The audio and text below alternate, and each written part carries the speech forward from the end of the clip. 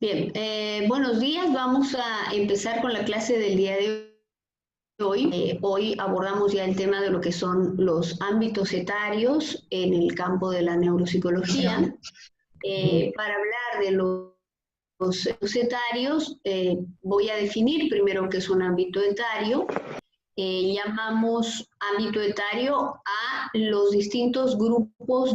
Esto es lo etario. ¿Han debido escuchar ustedes alguna vez la expresión el grupo etario de esta investigación, por ejemplo, o los grupos etarios a los que este proyecto se refiere a las edades? Por ejemplo, grupos etarios son el infantil, el adolescente, el adulto mayor. A esto llamamos grupos etarios. Bien. Lo que vamos a exponer el día de hoy son la neuropsicología infantil, neuropsicología del adulto, psicología del adulto mayor, que son los tres grandes grupos clasificados y divididos sobre los cuales investiga e interviene la neuropsicología a nivel general. Empecemos con la primera. Vamos a irnos entonces a lo que son los antecedentes históricos de la neuropsicología infantil.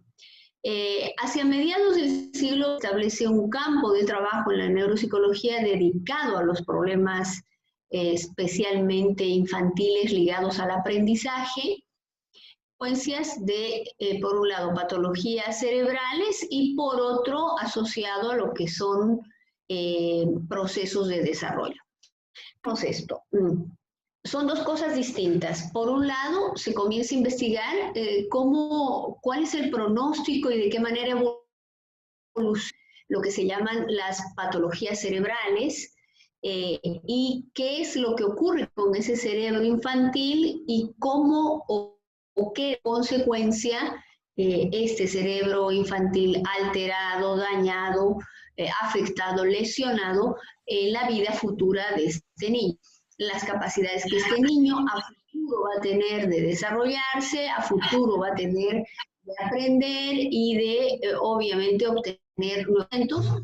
Y por otro lado, aquellas patologías que dentro del DSM-5 se tipifican hoy en día como problemas del desarrollo, denominadas trastornos del desarrollo, que supone entidades o cuadros o situaciones de formación gestacional en las cuales una persona, en este caso un bebé, podría nacer con condiciones ya patológicas desde una herencia genética.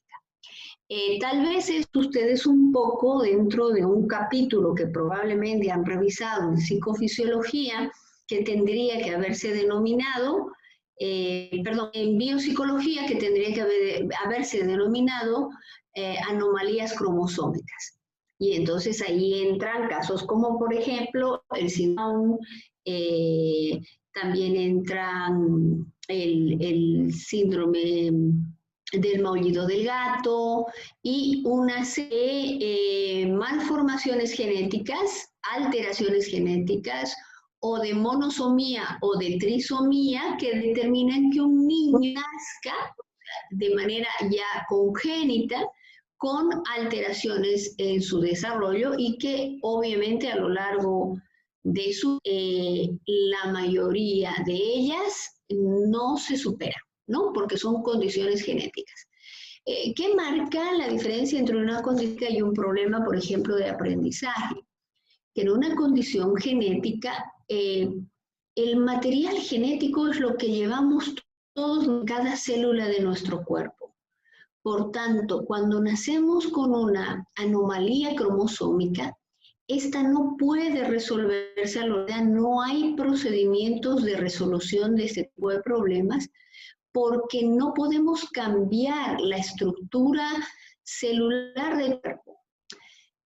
Sí podemos resolver problemas focalizados, como por ejemplo son los problemas de un niño que le cuesta mucho hablar, o un niño que no logra integrar las imágenes, o un niño que no logra diferenciar en las letras la B de la P, porque es una bolita con un palito, el uno arriba y el otro abajo. Este tipo de cosas pueden trabajar y se pueden resolver. La mayoría de ellas pueden resolverse a través de algo que se llama la compensación, pero en el caso primero que yo estoy hablando, que son los trastornos del desarrollo, estamos hablando de estructuras genéticas que no van a ser modificadas, curadas ni arregladas. O sea, lastimosamente esto no va a ser posible. Tenemos que tener una mirada muy distinta hacia lo que son los trastornos del desarrollo como que no vamos a poder curarlas, entre comillitas, que vamos a tener que adaptarnos al ritmo de crear para este niño maneras y formas en que él pueda de alguna manera compensar las que tenga, y por otro lado, niños que puedan ser objeto o víctimas de una lesión cerebral posterior, es decir, de 5 meses, que cae de la cama, que cae de la cuna y a consecuencia de esto tiene una lesión cerebral.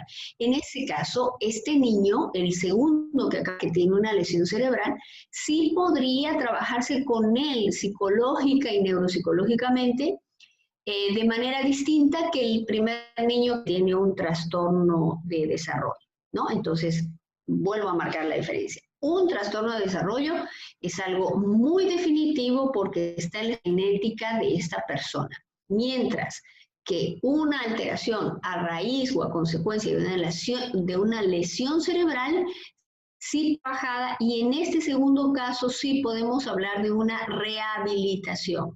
En el primer caso vamos a tener que hablar de una acción. Tal vez el término más correcto es adaptación. Él va a tener que adaptarse, va a tratar de engranar en una vida que no va a cambiar y ante la cual él tampoco puede cambiar mucho. Mientras que en el segundo, con lesión, pues hay una serie de mecanismos que se podrían activar desde la neuropsicología para intentar devolverle a este segundo niño en la medida de lo posible su cotidianidad, lo que sería la vida cotidiana. Lo vamos a ver un poquito más a detalle más adelante, solamente para marcar bien la diferencia en esta que estamos dando, porque dice los niños, por tanto, se estudian en relación a lo que es el cerebro, la conducta y la cognición dentro de un contexto dinámico del cerebro en desarrollo. Se refiere a la aplicación de principios generales de la neuropsicología en una población específica. Neuropsicología infantil va a ser muy diferente a la neuropsicología del adolescente o del adulto, precisamente porque la diferencia entre un niño y un adulto, entre un niño y un adolescente, no radica en el aspecto físico, que es decir, en que uno es más grande y es más pesado. O sea, el tamaño, el peso y la talla es, créanme, que lo menos importante en esta acción que debemos hacer. Lo que debemos tomar en cuenta es que más allá de que este niño es más chiquito y pesa menos, todos los procesos de lugar en su estructura cerebral son completamente diferentes a los procesos en un cerebro adulto. Esto es algo fundamental. La diferencia entre un niño y un adulto no está en el tamaño y el peso. La diferencia entre un niño y un adulto está en qué es capaz de percibir, procesar, significar, atribuir el cerebro de un niño que está en absoluto desarrollo y el cerebro de un adulto que ya está consolidado. Entonces, aquí es bien importante marcar esta diferencia. Dentro de esta neuropsicología infantil, dependiendo del objetivo, vamos a dos grandes campos de acción de la neuropsicología. Por un lado, la neuropsicología clínica y por otro lado, la neuropsicología. ¿A qué se refiere la neuropsicología clínica? Esta neuropsicología clínica está centrada en la evaluación, rehabilitación de niños cerebrales y con problemas de desarrollo. Verán ustedes que volvemos a marcar la diferencia entre disfunción cerebral, que puede ser producto de una lesión, de un traumatismo, de una caída, de un golpe, y problemas de desarrollo, que son el tipo genético que he mencionado al principio de esta clase. En esta área, pues la neuropsicología clínica va a centrar toda su atención en procesos de evaluación y tomando en cuenta algo que voy a repetir durante todo el semestre para que nunca lo olviden. En neuropsicología no es nada, pero no sirve de nada un proceso de evaluación si no va forzosamente ligado a un proceso de rehabilitación. No tiene sentido, y quiero ser bien categórica en esto, chicos, no tiene sentido un proceso de evaluación neuropsicológica. Vamos a contemplar, a considerar, a proponer, a siquiera pensar en un proceso de rehabilitación. Si no hay en mente un proceso de evaluación, yo sugeriría no evalúe. No tiene sentido evaluar neuropsicológicamente a una persona.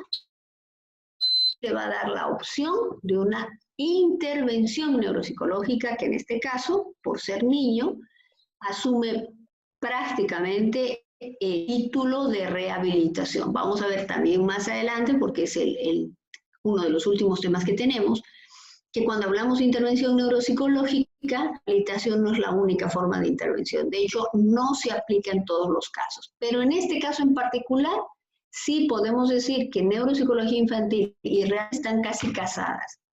La forma más directa de intervención neuropsicológica en niños suele ser denominada rehabilitación neuropsicológica o habilitación neuropsicológica, ¿no? Y vamos a encontrar adelante cuando lleguemos a esa lección de nuestro programa, que habilitación y rehabilitación no son lo mismo. Los más rehabilitables en términos de sucesos acontecidos inesperadamente, como un niño de 5 años, un niño de 6 años, de 10 años que sufre un traumatismo cráneoencefálico, por ejemplo, es la rehabilitación. En un niño muy pequeño, como un bebé, unos años hasta 3 años, más que rehabilitación, estamos hablando de habilitación, que supone el enseñarle a desarrollar algo. La rehabilitación supone algo que ya tenía, por eso estoy marcando un poquito los parámetros de edades. Durante los 3 primeros años de vida, estamos en realidad almacenando información y conocimientos, un poquito tal vez más, hasta los 5 años, todo lo que se llama el tiempo preescolar, estamos habilitando funciones. Mientras que posterior a este tiempo es probable que muchas tengamos ya o tengamos la posibilidad de rehabilitarlas. Sigamos. En esta neuropsicología infantil en el área experimental es la que busca establecerlos en el desarrollo de una función cognitiva y su correspondiente criterio de maduración cerebral. Es decir, que es la neuropsicología experimental la que ha permitido obtener la cantidad de conocimientos que hoy en día tenemos. Los conocimientos se han obtenido en base a la organización de investigaciones que nos han permitido obtener nuevos conocimientos sobre lo que ocurre, por ejemplo, en un niño. Si no hubiéramos hecho esas investigaciones, la cantidad de conocimiento científico que hoy tenemos en torno a la neuropsicología infantil sería mínima. Entonces, por eso, o en eso también, radica la importancia de que usted se anime a ser expositor en el Congreso. Son actividades como las que estamos proponiendo, que es un Congreso Universitario Nacional, lo que hace que gente, cualquiera de nosotros, se anime, se arriesgue, se atreva a investigar. Y de esas investigaciones surgen primero experimentales y luego teóricos sobre lo que es la neuropsicología en los distintos grupos etarios. Ahora, al segundo subtítulo, que es neuropsicología del adulto. En neuropsicología del autismo tenemos es que tenemos pues publicaciones editadas hace muchísimo tiempo. Hay una del 1236, que es una obra que se escribe sobre lo que es el envejecimiento, la cura de la vejez y la preservación de la juventud. De hecho, la juventud y la búsqueda de la fuente de la juventud, la búsqueda de la juventud eterna ha sido, creo que, una constante mitológica dentro de la historia del...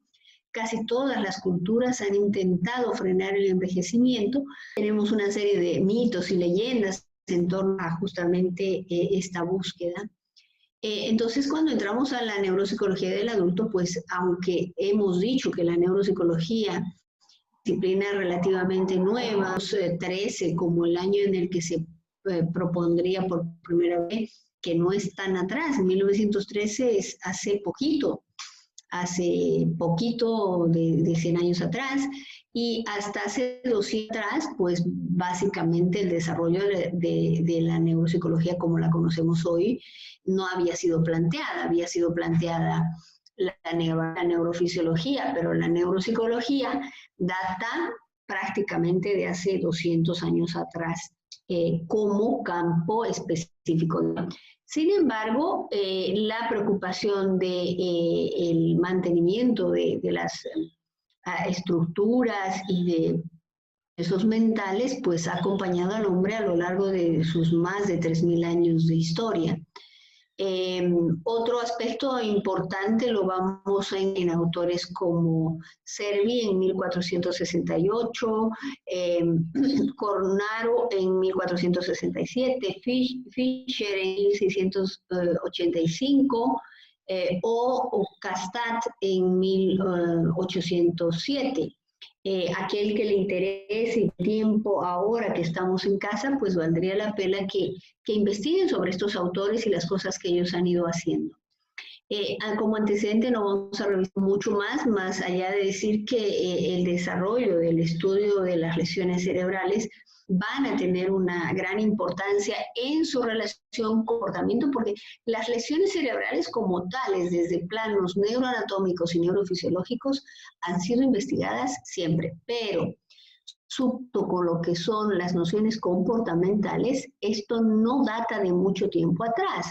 Lastimosamente tengo que citar a las guerras mundiales, las impulsoras de todo esto, ¿no? La Primera Guerra Mundial por el 1914, la Segunda Guerra Mundial por el 1946, han sido los dos grandes impulsos que han dado a las neurociencias esta categoría de ciencias que son capaces de relacionar algo que es ya indivisible y que es la corporalidad o la biología humana y lo que supone el mostrarse como persona, que es precisamente el comportamiento. Hemos visto en una clase anterior que existen grupos de neurociencias, las ciencias no comportamentales, donde está la neurología, la anatomía, la fisiología, la biopsicología, la anatomía, y las neurociencias comportamentales, donde están la biopsicología, la psicofisiología, la neuropsicología, neurolingüística, que son áreas en las que este aspecto físico no solamente es estudiado y considerado, sino que es dentro de un contexto de su influencia y su relación con el comportamiento. Esto es fundamental. Siempre en clase trato de que ustedes me entiendan la razón pipip, y pipip quiero que la sustituyan por la grosería más grande que puedan ver. La razón pipip por la que un psicólogo en formación como usted tiene que revisar un tema como este. ¿Para qué pipip le sirve esta estupidez? ¿Para qué pipip le sirve esta cosa que usted ni entiende? Se lo quiero decir muy claramente. Usted necesita al cerebro, sus estructuras y sus procesos, porque, señores, pensamos, sentimos y actuamos gobernados por un órgano de nuestro cuerpo en particular.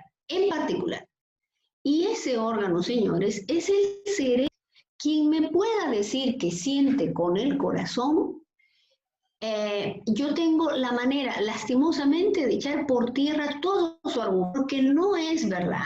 No sentimos con el corazón. Sentimos con el sistema límbico, que está en las estructuras subcorticales del cerebro, una parte muy particular y chiquitita que se llama amígdala cerebral y que regula nuestras emociones. No es verdad que sentimos con el corazón. Que la parte noble de su cuerpo son sus genitales, eso es en el boxeo, señores. En el boxeo se pide que se partes nobles y marcan como partes nobles a los genitales. Pero ninguno de ustedes, ni hombres ni mujeres que son mis estudiantes, piensa con sus genitales. Es decir, ni el pene ni la vagina tienen esa propiedad, lastimosamente. Me encantaría decirles, no es verdad. No se piensa con otra estructura que no sea el cerebro. Pero además, la acción, ustedes dirán, no, pero yo actúo, doctora, como actúo con mis piernas, yo actúo con mis hombros. Señores, ¿quién gobierna esos hombros, esas manos, esas piernas? Forzosamente son impulsos nerviosos que vienen desde la estructura cerebral. Por eso, cuando una persona sufre cráneoencefálico, tiene un accidente en moto, en auto, tiene un golpe muy fuerte en la cabeza, puede perder la capacidad de cambio, puede perder la capacidad, por ejemplo, de levantar las manos. Hay una condición que tal vez ustedes han visto, que es la embolia o la trombosis. Si han visto alguna vez algún paciente con embolia o trombosis. Son personas que suelen perder la movilidad en un lado del cuerpo, en su manito así, por ejemplo. Quedan con la mano así. Quedan con la mano así. ¿Me entienden? Entonces, ¿pero qué tiene que ver la mano con el golpe que recibió en la cabeza? ¿O qué tiene que ver la mano con un coágulo de sangre en el cerebro? Por favor, ¿cuál es la conexión? Todo, desde el dedo de la mano hasta la punta del dedo gordo del pie, está conectado como un cableado de central telefónica con este eje, que hagan de cuenta es esta, que se llama médula espinal. Y esto es lo que ustedes llaman el cerebro, que en realidad se llama encéfalo. Este es el encéfalo y esta es la médula espinal. Aquí, a la médula espinal, están como enchufados todos los nervios en que este dedo les salude como les está saludando. Gracias a ese cableado es que mi cerebro manda a este dedo a mover.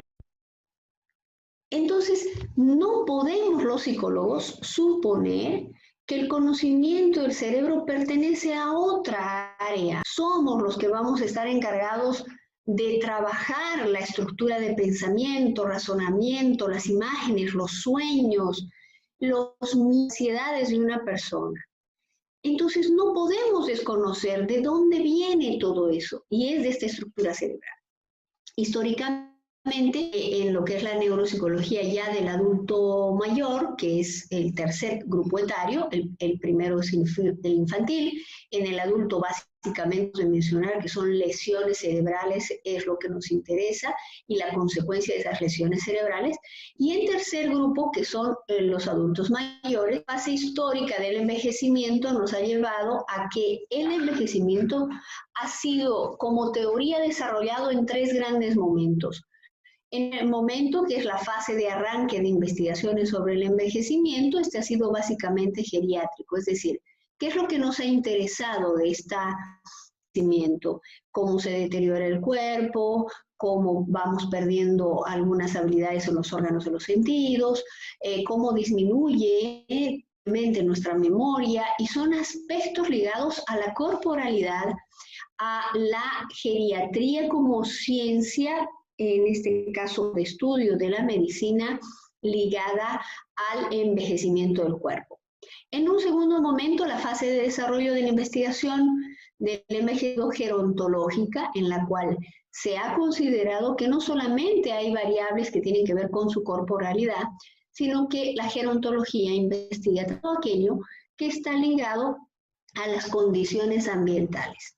Obviamente no es lo mismo una persona de 60 o de 70 años, por decirles así, en Pumapunku, que una señora de una persona de 70 años en esta ciudad, en Santa Cruz, o una persona de 70 en Bella Vista, o una persona de 70 años en París, una persona de 70 años en Ginebra. O sea, en cada lugar, obviamente, por las cosas bien ambientales, este envejecimiento va a tener sus propias características.